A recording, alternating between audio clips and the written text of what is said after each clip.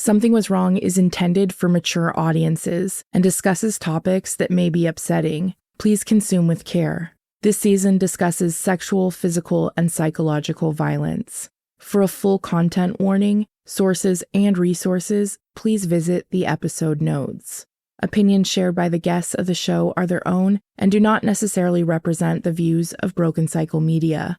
The podcast and any linked materials should not be misconstrued as a substitution for legal or medical advice. The university's responses to our outreach for comment are included within our reporting this chapter. Thank you so much for listening.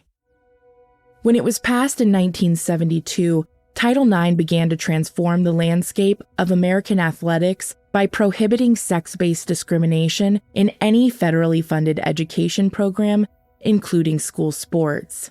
Although the law does not specifically mention athletics, it has been impactful, as opportunities for girls and women expanded dramatically in the decades that followed the passing of Title IX. As a result, athletics became both a battleground and a symbol of Title IX's broader fight for gender equality in education. However, the statistics of sexual assault show us a dark side to college athletics.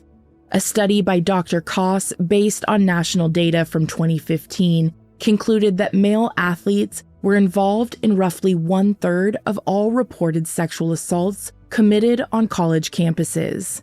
Previously, a 1996 study using official records from 10 Division I collegiate institutions concluded that while, quote, athletes constitute 3.3% of the college population, they perpetrate 19% of all sexual assaults on campus, end quote. And as a 2005 U.S. Department of Education Higher Education Center publication reports, quote, athletes account for less than 2% of the total college student population, but that 2% represents 23% of all sexual assault assailants and perpetrates 14% of the attempted sexual assaults on campuses, end quote. Many victims of athlete-perpetrated sexual harassment or assault face an added layer of scrutiny amidst their journey to justice, the public's opinion. A 2024 study by Dr. Meyer highlights that when a well-known perpetrator is involved, public recourse surrounding sexual assault, quote, vilifies women and allows celebrity status to protect male transgressors by tapping into gendered cultural contexts of rape myths and empathy, end quote. On college campuses, athletics are often the front door of the university brand. In Chapter 3, we examine what happens when that brand is threatened. Marissa, a student at Utah Valley University, experienced a devastating assault by an acquaintance, who at the time was a well-known football player at the University of Utah. And although her rape was devastating, the institutional betrayal Marissa describes while seeking support from both universities was equally as detrimental. Still, Marissa persevered, seeking accountability through every route possible, engaging the criminal courts, the civil courts, Title IX, and even the media. As a result, she would learn all too well that when an athlete is accused of rape, public reaction can become quickly polarized. Many people cast doubt on the accuser and defend the alleged perpetrator due to fame, perceived status, or a parasocial loyalty. When institutions protect their image, who protects the student? And if Title IX promises equity, why does justice feel so uneven? I'm Tiffany Reese, and this is Something Was Wrong. You think you know me, you don't know me well at all. You don't know anybody till you talk to someone.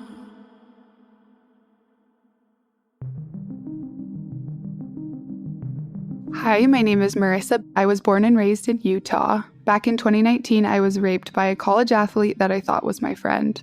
After the assault, I was extremely vulnerable and confused. I was informed about my rights and the systems put in place for victims and hopeful that they would help me. My purpose for telling my story is to bring awareness to the failures that I encountered while working within those systems. It is so important to me that I am able to help victims understand their rights and the options that they have when deciding what to do after an assault. I want to make sure that survivors know they are not alone and just truly how much their voices deserve to be heard and that their voices do matter. Because my case was made so public, I feel the responsibility to speak on this and to help other victims and survivors. This is a painful story for me to tell, but I am in a unique position where I'm able to tell it, and I do feel an obligation to do so that I can spread awareness. I grew up in Utah. I grew up LDS, or as most people know it, Mormon. It's pretty much all I've known for my whole life. And I think that in Utah, we live in a bubble. Things that happen outside in the world are not talked about as much. And there are things that are very nuanced. Rape is one of them. I sort of grew up thinking that men could do no wrong.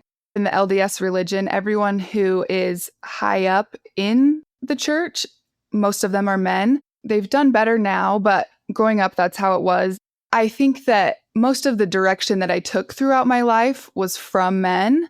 I always had the impression that men were trustworthy and that men had the best intentions and that what men said was Bible, basically. And I know a lot of people around me who also grew up in Utah, not even necessarily in the church, felt similarly.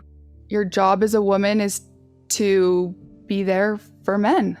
It's common everywhere, but especially here in Utah, people get married very young and women don't always graduate from college. They take that role as being a young mom, and that gives a lot of control to men. I think in a lot of ways, if you have a good man, it works out. But I think if not, it's a very confusing avenue for a lot of women to go down and to try to relearn and re-understand who they are and how they should be treated and the rights that they have. I think growing up here has been a blessing in some ways. I feel like I have been sheltered from a lot of things that happened, but it has also been a huge curse because when this did happen to me, I had no idea where to turn or what to do. It wasn't until I went through this experience and I had experiences with the universities and with different people who were meant to help me that I really realized the severity of what happens, even in Utah, even in the Mormon religion. Things that I saw in movies and meetings I had with counselors in high school, I had an expectation for what I thought college would be, the way I would be advised and how I would be helped through my degree. I was never spoken to about what to do in a situation like this, where to go. And so I just think along with signing up for your college classes and doing all these things, I also think it would be super helpful to have information on what you could do if something bad happened and prepare for the worst. You ended up ultimately attending Utah Valley University, which is in Orem, Utah. What made you choose that school specifically? Growing up, my whole family went to BYU, which is a LDS school here in Provo, Utah. UVU was sort of the closest thing to BYU without the grades and the test scores that you had to get into BYU with. And it was always seen as a little bit easier. I knew I didn't really want to go to BYU because I didn't want to be super in that scene. I had a lot of friends who were at both UVU and BYU. I would say I was a very social person. Even when I wasn't living down here in Orem, I was down here every weekend, hanging out with friends and doing things. What would you say the college campus culture is like in general? Was the LDS population at the school pretty high? Yeah, most people down here are LDS, and those who aren't, they all know about LDS, about the values and the culture here. I think there was a lot of people who were not making choices that aligned with the LDS faith. I had gone to a lot of parties with student athletes, both of UVU and BYU, where they were drinking and they were doing things that the LDS faith doesn't really condone.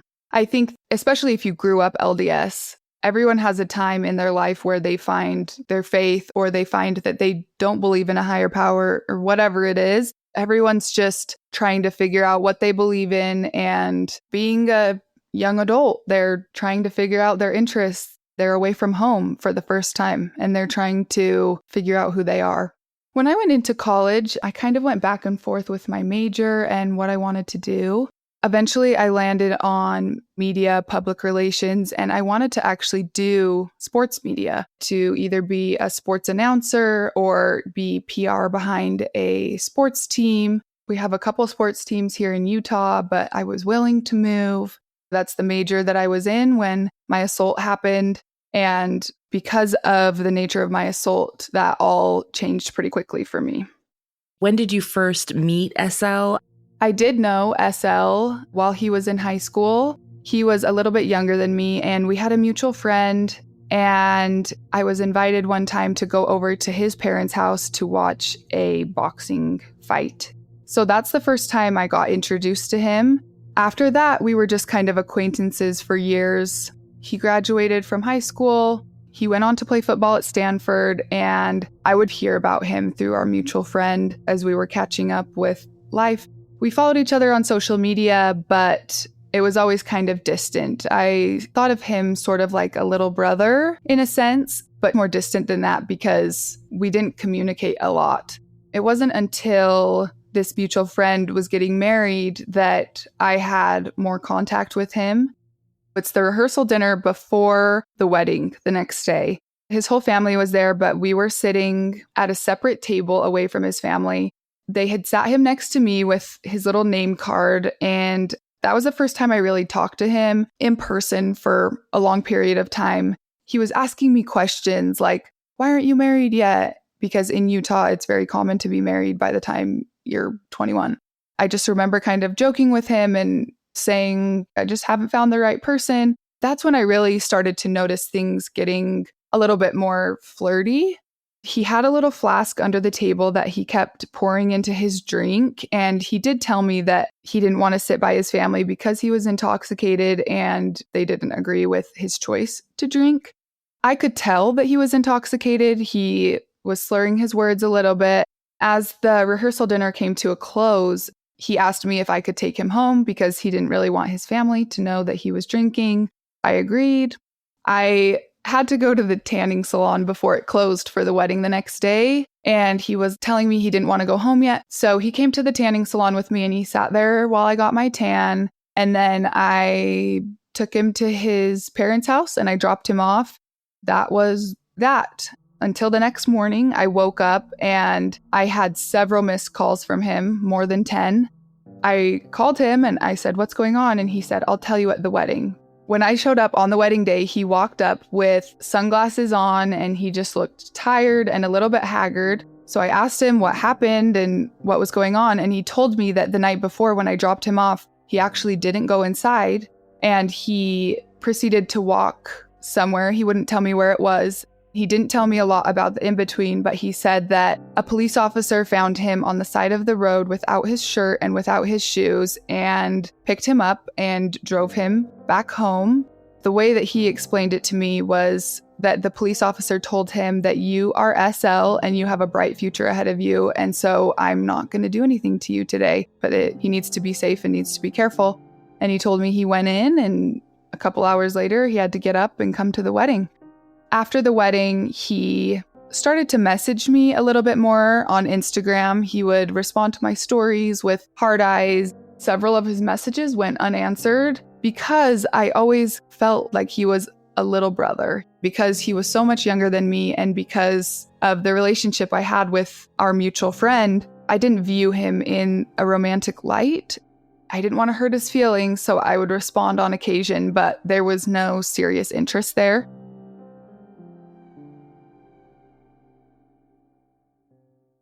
I'm always trying to make small changes at home that actually make a difference, especially when it comes to reducing waste and being mindful about what we bring into our home.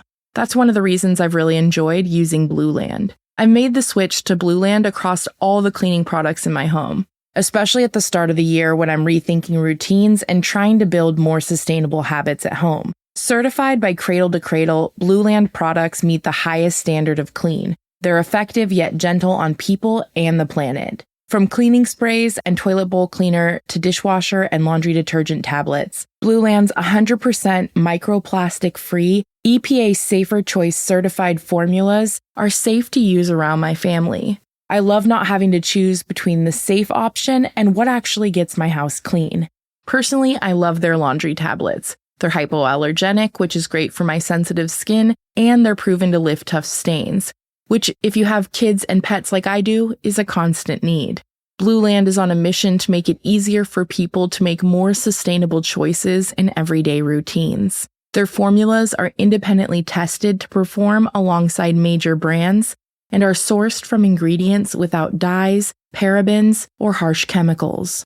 Blue Land has a special offer for listeners. Right now, get 15% off your first order by going to blueland.com/SWW. You won't want to miss this. blueland.com/SWW for 15% off. That's blueland.com/SWW to get 15% off. Thank you so much.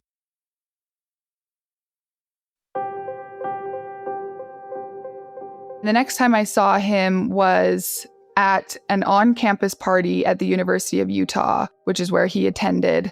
I was picking up one of my friends there to drive her home. It wasn't until later that day that I found out that as I was walking up to the party, he saw me and he had 2 bottles of alcohol in his hands and he handed them to another one of my friends and said, "Take these, Marissa's coming." And I don't want her to know I'm drinking, because he did know that I was LDS and that I didn't drink. We had a conversation about one of my other friends who wanted to hang out with one of his teammates, and then another one of my friends who was actually talking to one of his teammates. We made a plan to all hang out one day. We communicated a little bit over text about what we were going to do and the plans that we were going to have. I felt like it was pretty clear that we were hanging out for my friend and for his teammate to kind of get to know each other. And I thought, because of the mutual friend that him and I had together, we both had an understanding that this couldn't go farther than being friends. Clearly, he didn't realize that. I was very much a person that never wanted to make someone feel bad or embarrassed, or I was shutting them down on anything. This was a really hard situation for me, which I also attribute to my upbringing and not wanting a man to feel less than because of me. To my understanding, the night was going to be just a group hangout with all of us. The football players had had a game, and when the football game ended, that's when we started communication. And it was mostly at this time me communicating with SL, because my friends didn't want to text the other players because they knew I was already communicating with him, and they kind of wanted to make it seem like an accidental hangout. We were downtown, and SL told us to meet them at a party on campus. I was driving that night. We got to the party and I called him and he wasn't answering. And then he called back and he told me that he was actually driving home to his parents' house. Keep in mind, he did tell us that he was driving, and I know he was intoxicated that night. So he was driving under the influence. He told my friends and I to go meet him at his parents' house, that they were going to do a little party there. SL had told us that at the house, no one else was there and that his parents were allowing him to throw a party for his birthday. There was a lot of alcohol at the party. I knew that he had substance issues, and I knew that his family was also LDS. I was so confused why they would allow alcohol in the basement and why they were allowing this loud music, but he said it's because they were out of town. I was with my 2 friends, Sarah and Olivia. There was probably 7 other football players at the house, and then me and my 2 friends. We were all just kind of hanging out. It was a casual thing. From the get-go, he was not making sense. He wasn't putting together proper sentences, and we could just tell something was off with him. But we attributed it to he's been drinking, and we just kind of went with it. My friend Sarah was trying to hang out with another athlete, we'll call him Jay, and he wasn't there. And so we were all confused because that was sort of the purpose of what we were doing. My other friend Olivia, the football player she was hanging out with, was there, and they were just kind of shooting the breeze. But really, we were waiting for Jay to get there. And as the night went on, still no Jay. And so we went up and told SL that we were going to leave and that we were ready to go. At this point, it was almost midnight, and obviously we were tired. It had been a long night. That's when he really started to act weird. He told us that he was going to go call Jay. The mood and the vibe of the night had really died down. A lot of the football players had left. My friend Olivia, the football player she was talking to, he had left, and she had actually gone to FaceTime a friend out in the car. SL came back and he told us that Jay was on his way, stick around a little bit longer. Once we knew that Jay was on his way, we went to the car to be with my friend Olivia. My friend Sarah was putting on perfume, getting ready for Jay to be there. We're just talking about what our plan is for the night. Olivia had said that she needed to go around the corner to pick up another girl who needed a ride. Sarah didn't want us to leave her there, and so I told her I would stay with her. I knew Jay a little bit, and so I felt like I could break the ice, but I told Olivia that when she came back, even if I'm not responding to your text messages, please come inside and please come get me, because I don't want to get stuck in any situation that I can't get out of. Obviously, looking back now, this seems like a little bit of foreshadowing, but at the time, I was anticipating that maybe I would get in a situation with SL where he wanted to kiss or he wanted to cuddle, and I wasn't ready to do that. And I knew because he was not coherent that it would be really hard to turn him down in that way because I didn't know what he was going to try. My friend Olivia said that she would be gone for just a couple minutes and then she would get me. This would give me the ability to talk with Sarah and Jay and get them comfortable, and then I could go. The issue was that when Jay came, he came without a car. Someone dropped him off, and so it was going to be my job, because I was the driver for the night, to take him home after the night was over. And at this point, it's 12:30, 1 o'clock. That's when kind of my nerves started. I realized that I was going to have to be there for a while, and I actually sent a text to my friends in our group message, and I said, "Don't leave me alone with SL, please. Come right back in when you get here." I was not anticipating anything like what happened could have happened. At this point, I was just really wanting to make sure that my friend was safe and that she was taken care of. My name is Sarah. I know Marissa from high school. We have known each other for about 13 years now and have stayed friends ever since. Marissa is one of the most giving, kind, selfless people that I know, and that's actually something that drew me to her all those years ago. She is a really, really good friend. She's always there for her other friends. Just a super reliable, great person. We hung out a lot. She was one of my best friends, and we were spending most weekends together. How well did you know SL? I knew SL from high school. I had hung out with him a couple times.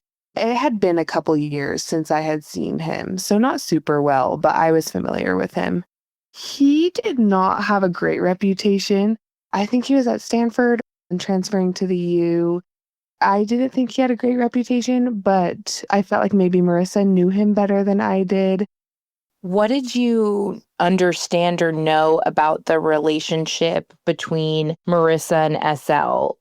I know that they had kind of texted here and there, but it felt more friendship-like to me, especially because he was like a few years younger than her. Maybe a little flirty here and there, but definitely more like friend vibes. SL's friend Jay, who was also supposed to be at this party that night, it sounds like somebody you had a crush on. Yeah, so we hadn't officially met before, but we were messaging on Instagram and would kind of just respond to each other's stories here and there. So that was the first time that we were planning to hang out. We were just there for a party. We were like, oh, let's see if he wants to come, because we had talked about hanging out. What do you remember about discussing with Marissa, going to this function, and what was your guys' impression of how the night was supposed to go? We had gone to a previous party before, but then we had heard that these guys were going over to SL's house. And so we were like, oh, let's just go over there. We were mostly just trying to meet new people, hang out, and see where the night took us. I had been there a couple times before in high school. It was a pretty big house. We just parked out front, went inside. It was kind of weird when we walked in and we felt like there were more people in the house asleep. It was definitely confusing. And then everyone was down in the basement. Once we went downstairs, there was like music playing and there was more going on down there. Some people were watching a movie. Some people were like on the sports court playing basketball. What was SL's mental condition like when you arrived and throughout the evening? He was definitely off. We saw people drinking, and so I thought maybe he was just intoxicated, but he was definitely acting strange. You know, when you look in someone's eyes and they just like feel off and kind of foggy.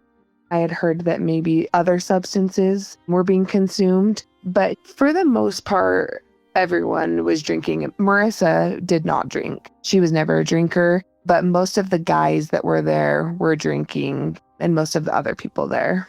We usually didn't hang out with Utah football players, and so it was kind of a new experience altogether. I was down in Provo, so definitely a different dynamic, but I did feel like it just felt kind of off and awkward. I kind of attributed it to not knowing any of them besides SL. Did you witness any in-person interactions between Marissa and SL that night that flagged to you before the assault?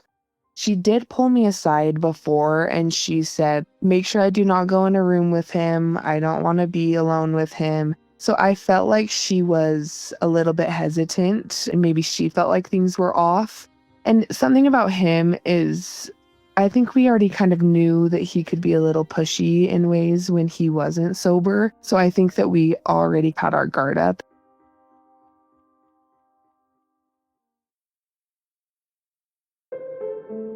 Here's Marissa again.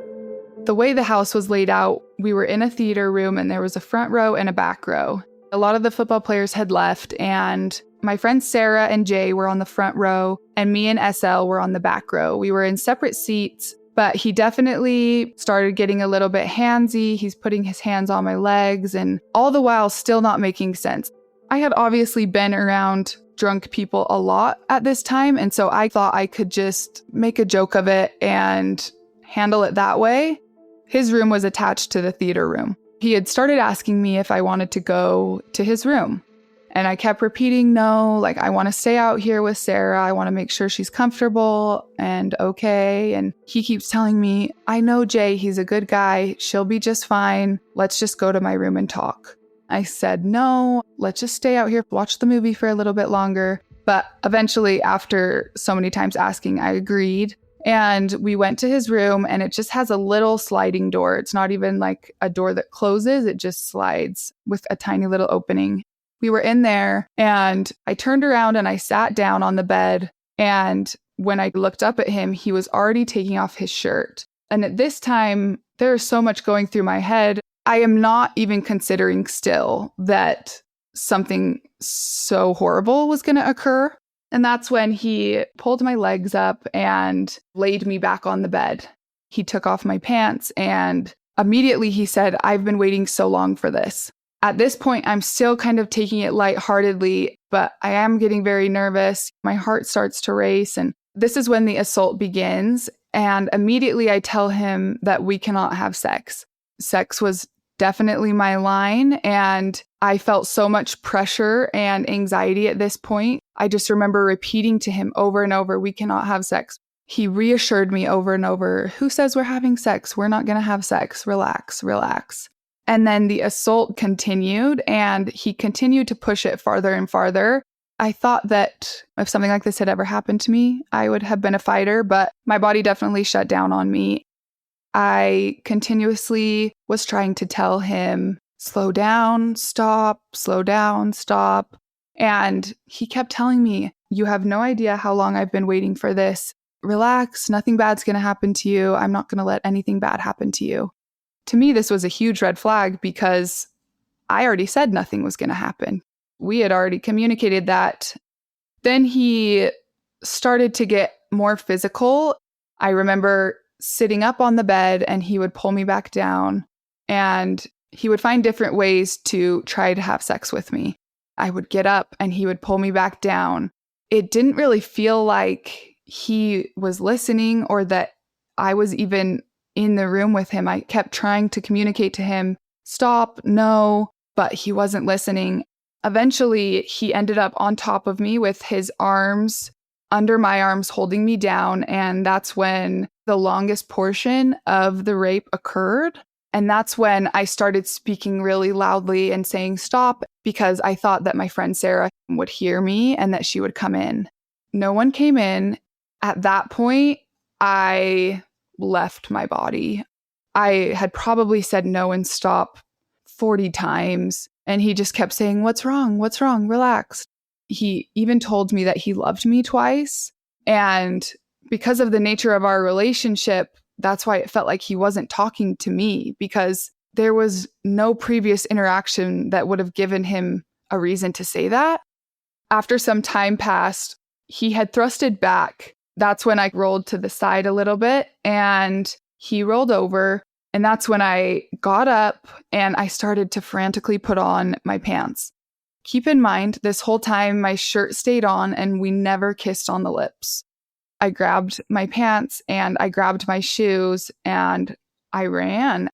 I remember the first thing I saw when I opened the sliding door was a football player asleep on the couch. I looked back at him and he was frantically putting on his pants and trying to get his clothes on. I ran up his stairs and I ran out the side door. I am running down this cul-de-sac.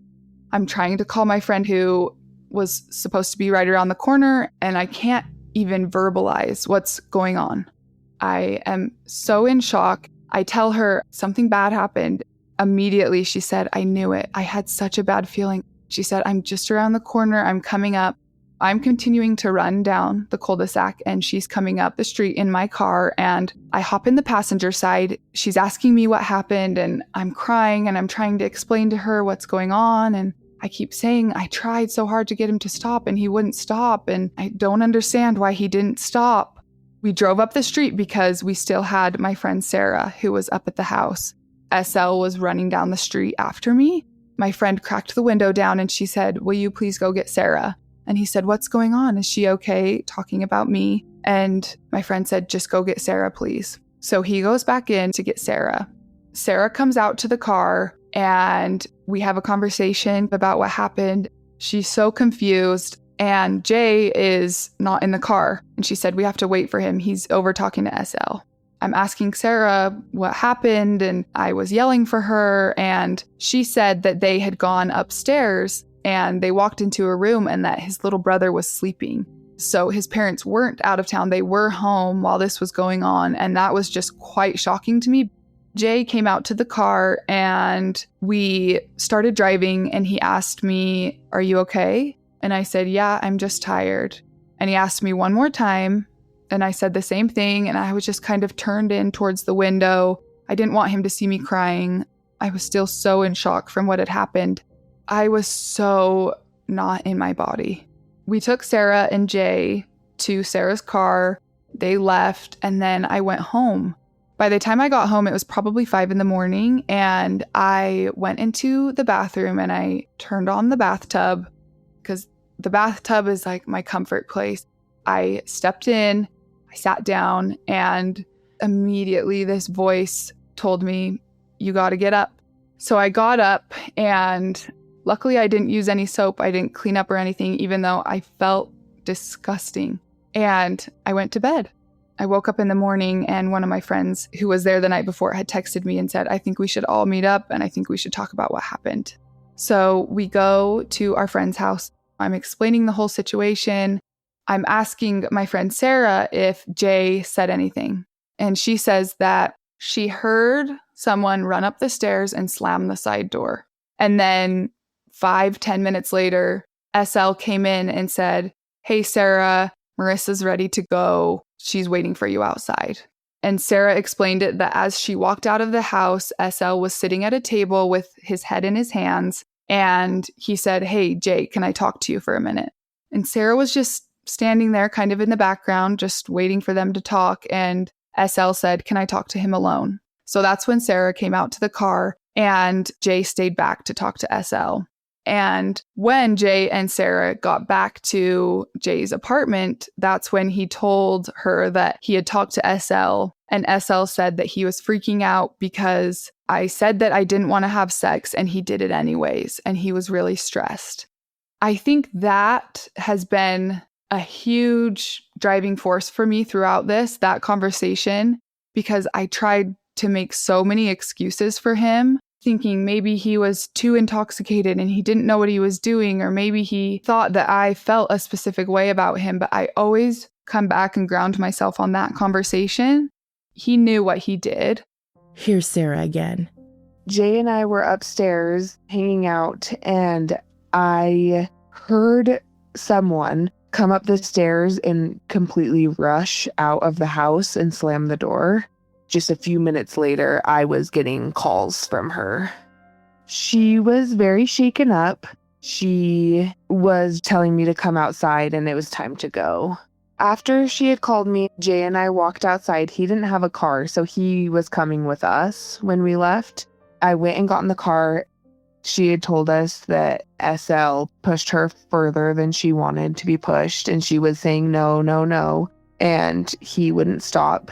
In the time I've known Marissa, I had never seen her like that before, just very emotional. She was just very stressed.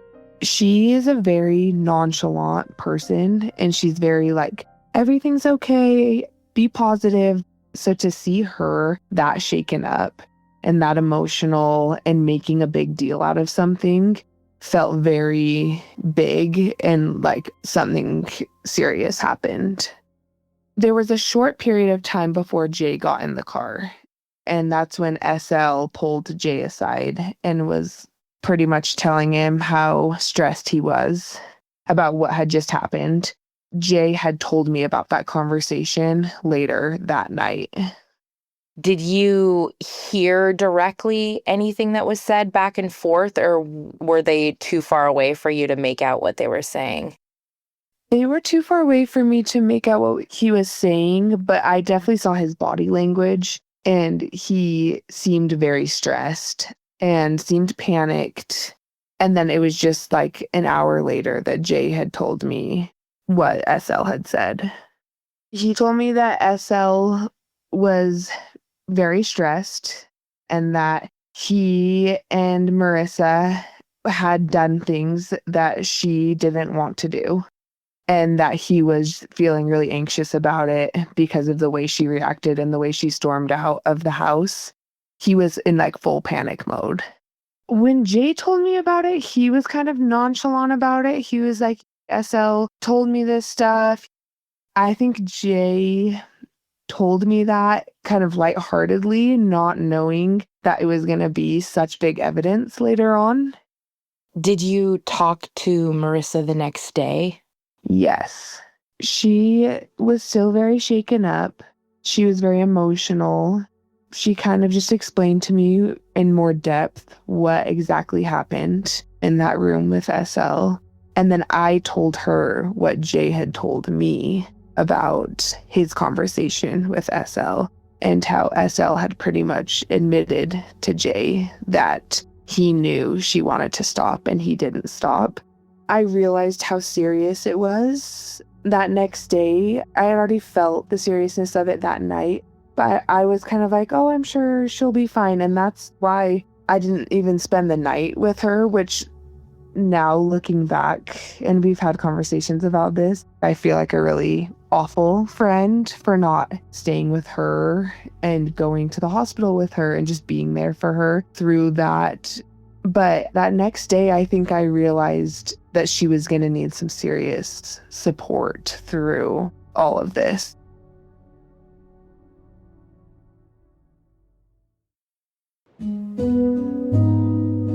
My name is Jane, and I met Marissa in high school, actually through Sarah. We became good friends towards the end of my high school experience. I would describe Marissa as loyal, supportive, and loving.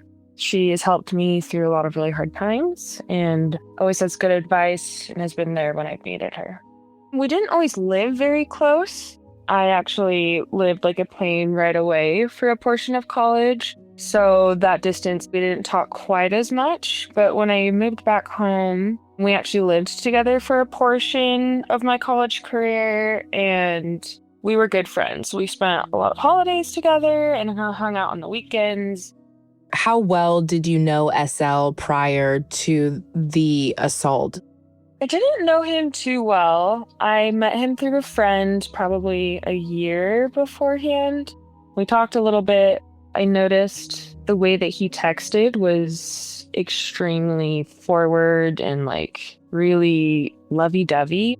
He texted multiple times in a row, pet names and stuff like that.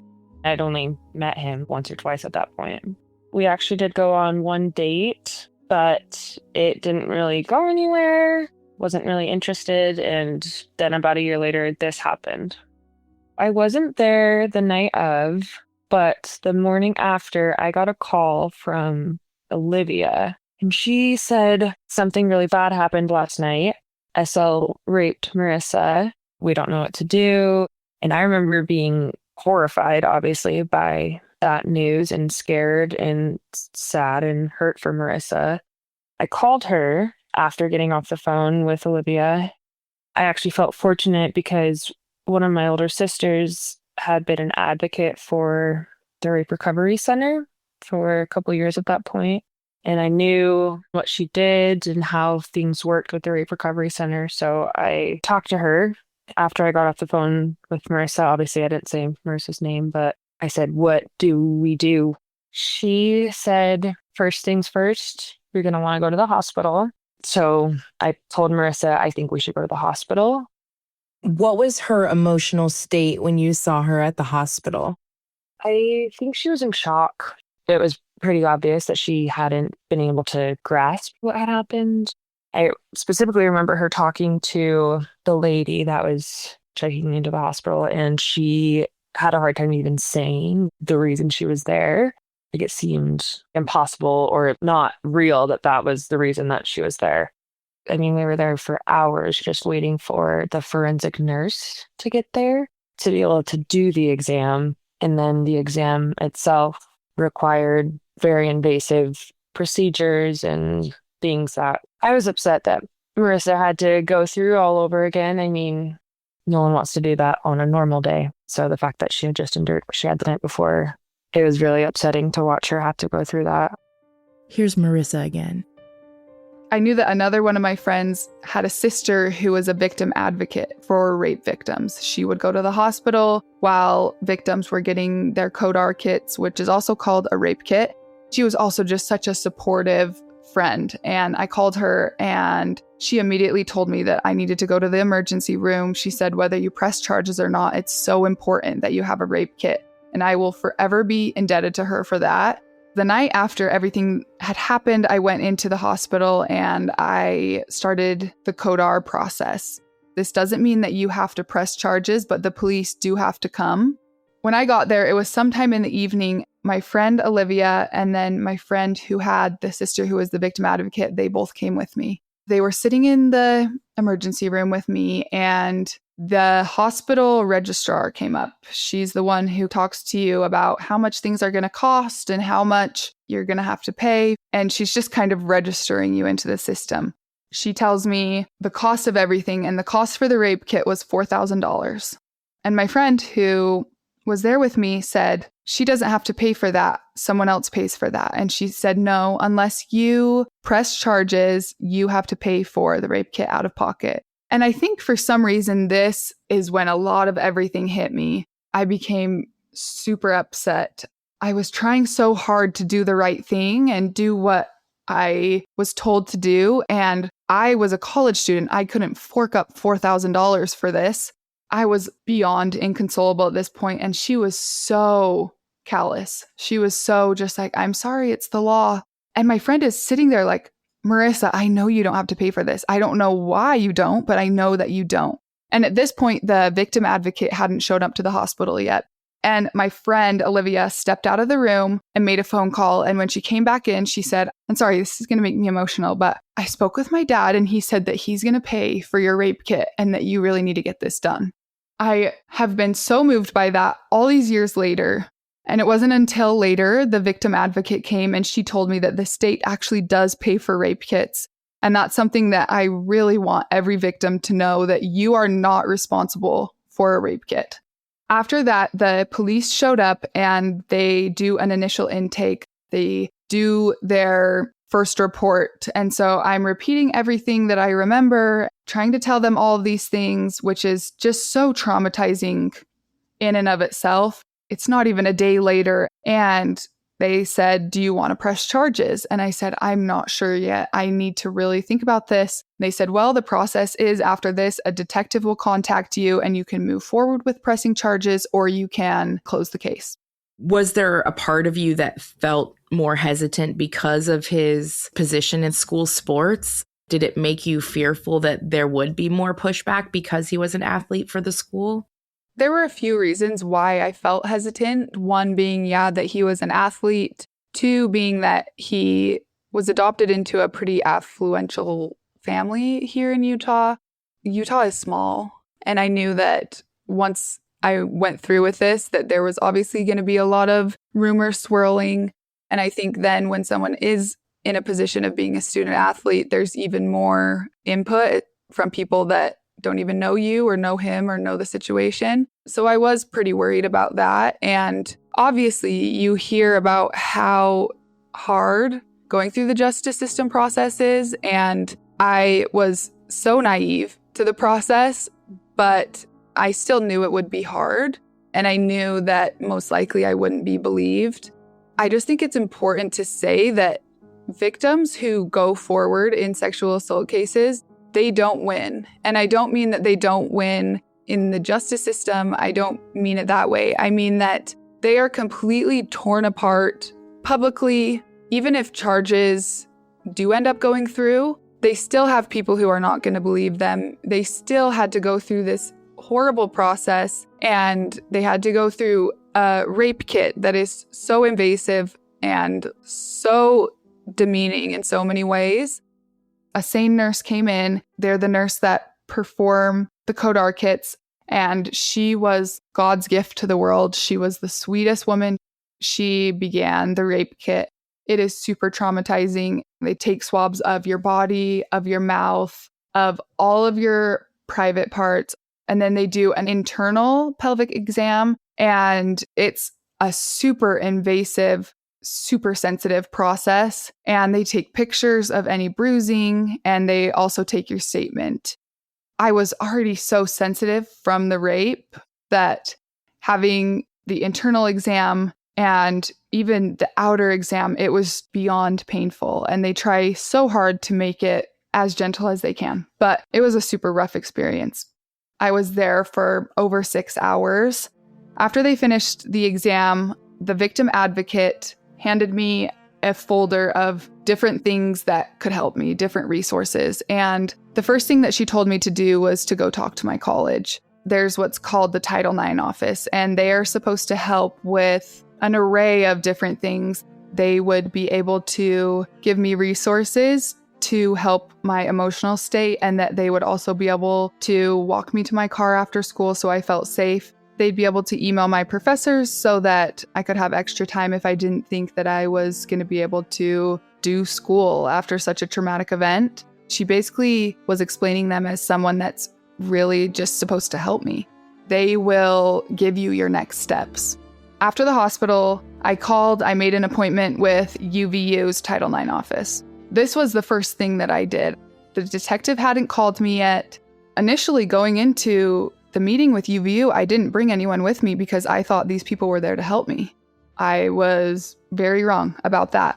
I went into UVU's Title IX office, and I went into a room with a man and a woman who was standing in the back. I told him what had happened, and I'm always putting on a brave face. I am not really able to cry in front of people. It's just not something that my body lets me do.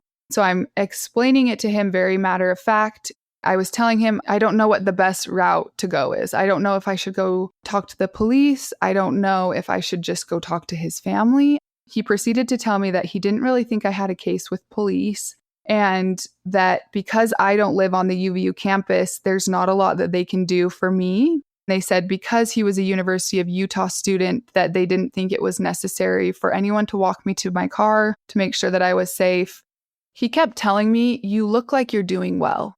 And I remember being so hurt by that because I was dying inside and I needed so badly someone to help me. I tried to voice that to him as much as I could. And I said, "I think I'm just in shock from this all, and I really need help. I need someone to tell me what to do and how to figure this out." He told me that probably my best route would be to turn it into the University of Utah so that they can scare him so he won't actually violently rape someone next time. And I remember looking at the girl behind him. We both made eyes, and she made these big eyes, like, he just said that. After that, my body kind of shut down. That's when I said, "Okay, sounds good." And he said, "Would you like us to email your professors and tell them to give you more time?" And I said, "That would be great."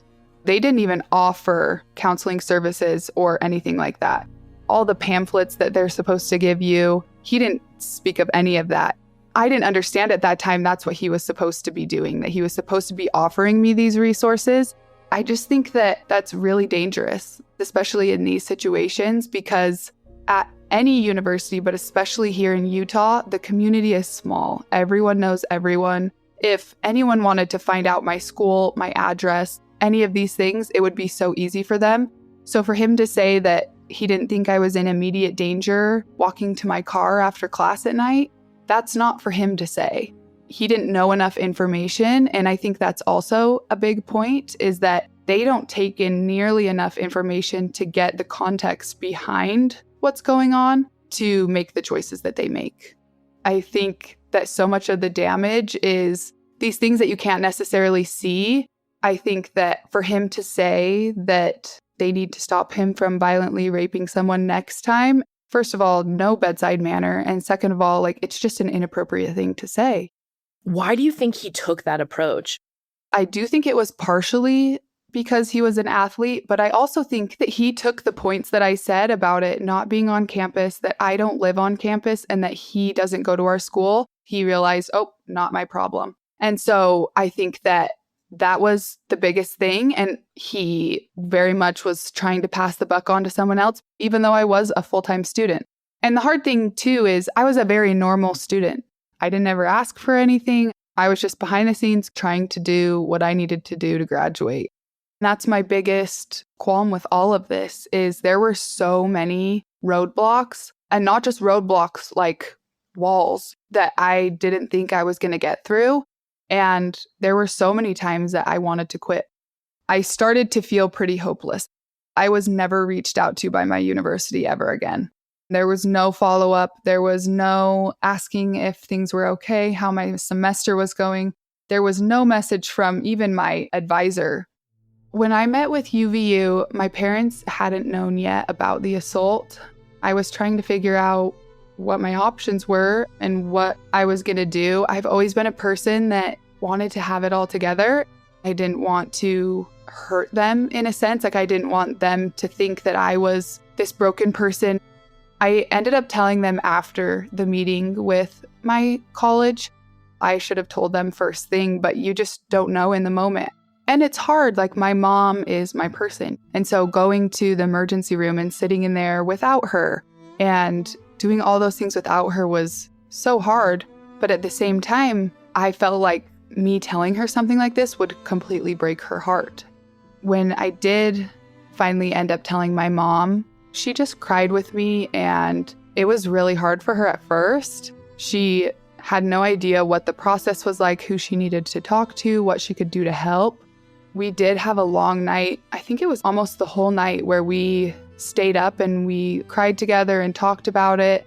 The next day, she woke up and she started calling people and she started really advocating for me. And honestly, I couldn't have gone through this process without her. I know that not everyone gets that, and that makes me really emotional to think about because of how big of a part she played in it. And then my dad, I was a little bit worried about him because, how dads feel about their daughters and how protective they are. But he was the exact same way. He just stepped into gear. He really kept his composure and put his anger towards helping me in the ways that I asked for. And I feel really lucky that I have the family that I do because of how helpful they were throughout this process.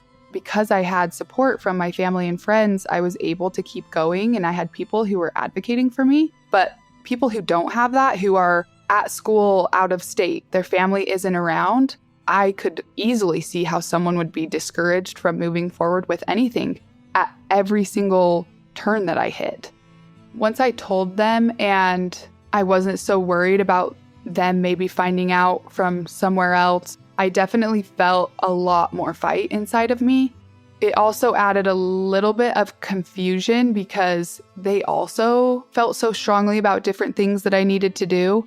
We had discussed like every single avenue. We had discussed the universities, the police, even going to my perpetrator's parents and having a conversation with them.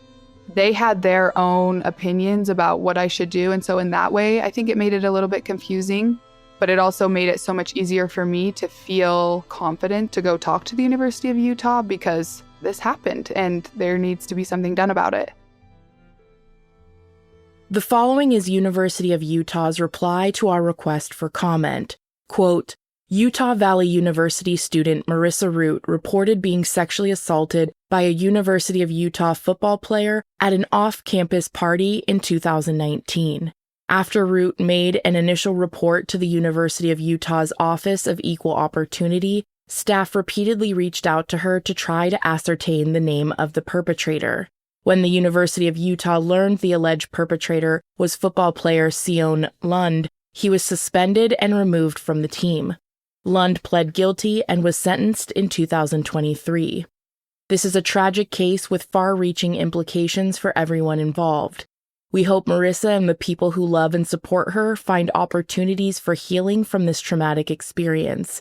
The university remains committed to engaging in work to prevent violence from happening in the first place and fostering a trauma-informed community where students feel safe, supported, and heard.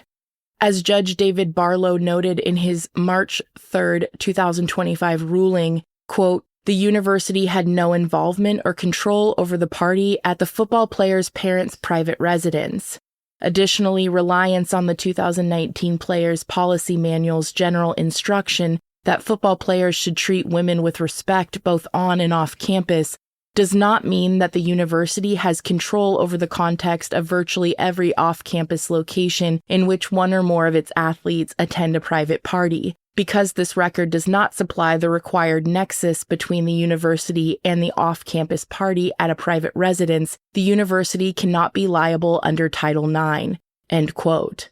Utah Valley University responded to our request for comment with the following statement, quote, Tiffany, in compliance with privacy laws and institutional policy, the university does not comment publicly on individual cases handled through the Title IX process, as those proceedings are confidential to protect the privacy and rights of all parties involved. The safety and well-being of our campus community remain our highest priorities. End quote. Coming up on Something Was Wrong. One of the players who was there the night of the assault, he was one of their star athletes. I had mentioned him and that he was there, and immediately she perks up and she's like, he wasn't the one that raped you, was he? And I said no, and then she literally said, oh, good. My mom had called the police captain at the Special Victims Unit. He says, okay, so your daughter is Marissa? And she said yes. And he said, okay, so is she wanting to open an investigation on this?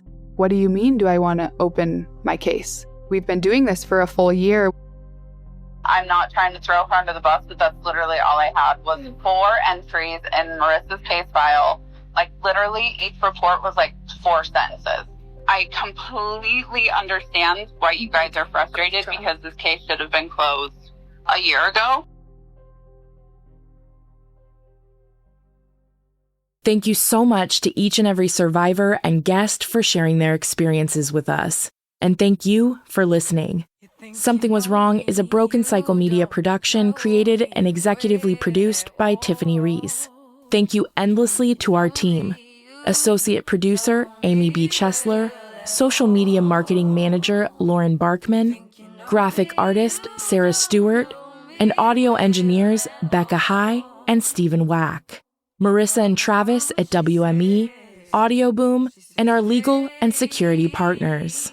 Thank you so much to the incredibly talented Abayomi Lewis for this season's gorgeous cover of Glad Rag's original song, You Think You, from their album, Wonder Under. Thank you to music producer Janice J.P. Pacheco for their work on this cover, recorded at the Grill Studios in Emeryville, California. Find all artists' socials linked in the episode notes to support and hear more. If you'd like to share your story with us, please head to somethingwaswrong.com. If you would like to help support the show, you can subscribe and listen ad-free on Apple Podcasts, purchase a sticker from our sticker shop at brokencyclemedia.com, share the podcast with a loved one, or leave us a review. Want to stay up to date with us?